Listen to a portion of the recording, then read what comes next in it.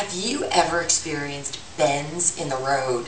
You say to yourself, gee, I thought my life was going to go straight away, and all of a sudden you find life happens and different things in life go on that cause your life to be something other than what you originally intended. Gary Lee Kraut is currently the author of 5 travel guides on France and Paris, including, I love this, Paris Revisited, the guide for the returned traveler. Gary also has a magazine online for savvy readers and experienced travelers by what, the same name? France Revisited. I called him the other night a cultural facilitator and a travel therapist. But to start with this, Gary, you went to high school with my husband. You're here in Central Jersey. How did you end up living and writing in Paris? Well, it definitely wasn't through planning. It came about in part because I had been working as a journalist in Westchester County, north of New York City, and I had the opportunity to visit my sister in Paris, who was sent there for her job. She had a big apartment paid for mostly by the company, and I went to visit, and I was the visitor who never left. She left, I stayed, and I was in the right place at the right time to get a guidebook contract and to write about France. I did 3 books with one 2 books with one publisher, another book with another publisher. That publisher ended up losing interest in Europe and wanted to work with Asia. So I found myself without a contract. I sold one other Paris book, and then I decided to strike out on my own and just create what I thought would be the best possible guidebook about Paris. And I came up with Paris Revisited. And since I didn't want to write something very basic, I had been writing about France for at least 10 years by then, I decided to make it for the return traveler, meaning for someone who knows France a bit, and I don't have to repeat all the basic information. I can go more in depth. I was actually without a contract for a while, and that's when I decided to strike out on my own and do my own, because I found that I was complaining about everyone else's work, and in part maybe because I was frustrated that I didn't have a publisher. So I thought, well, what if I publish myself and do what I think is the best work possible? And as it turns out, Gary, from what I heard about you, it's not just that you're writing books, but you also take people on tours, don't you? I do. I love taking people out on tours. Give me the best tour that you've ever done because you had the most fun in it. I don't know if me having fun is the best way to look at it. What the best tours for me are when I see someone and the light bulb goes off and I feel that they've really found some personal connection with whatever the destination is, Paris or Normandy or Burgundy or Champagne, wherever I'm taking them. And for me, that's the real important thing about travel, is for people to have a personal connection, to find a personal connection. Of course, seeing something like the Eiffel Tower is wonderful, or the Mona Lisa. Everyone wants to see the Mona Lisa. But finding a place where you have a personal connection. I don't always know what people want. I can only, as you say, I'm the cultural facilitator.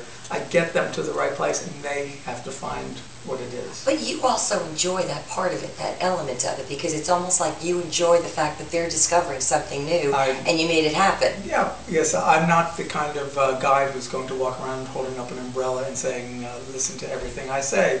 I want to try to figure out what the person is interested in, get them to that place, introduce them to people. I don't want to be the only person they see abroad.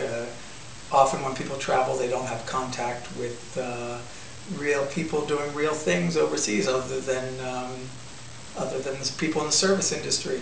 And so to get them in contact with the real movers and shakers, or whoever it is, it can be someone cleaning the streets, it can be the head of a big company, but to get them in contact with someone who can talk about what it's like to live in that country, in that place. There are people that like to go to Paris on a postcard, and there's something about you, and this is probably the part that's outside the box and probably along the bend in the road.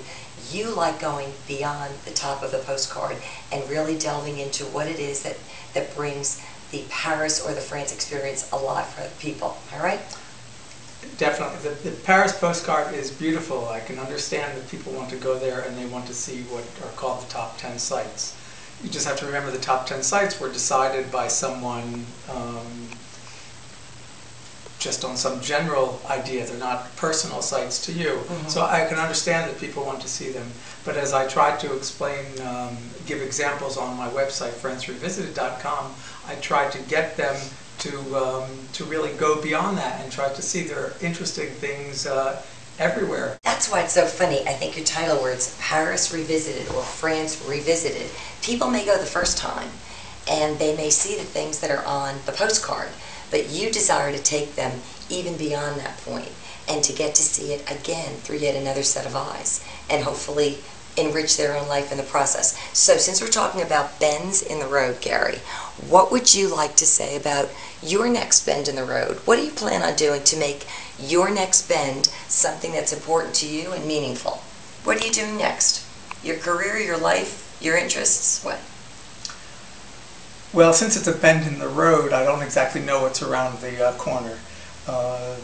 So I'm trying to develop more France Revisited, begin working on some ebooks, come out with another paper book as well, and develop really unique, personalized tours throughout France. I do a lot of Paris work, but I really love to get people out in places that they don't even read about in magazines because they're not that well known.